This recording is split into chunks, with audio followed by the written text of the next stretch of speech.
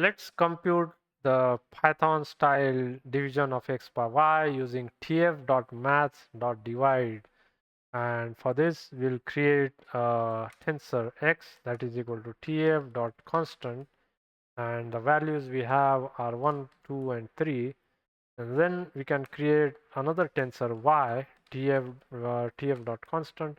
And let's say this tensor has the values of 10, 4, and 3.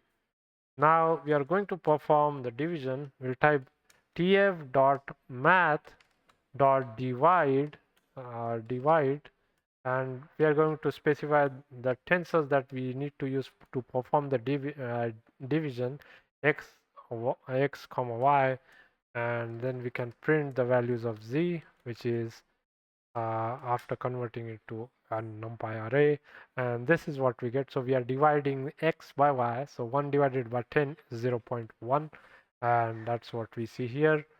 2 divided by 4 is 0.5, and so on. We have 3 divided by 3 is 1. That's what we see here. So that was how we can perform a division in TensorFlow. Please like, share, and subscribe. I hope to see you all in the next video. Thank you.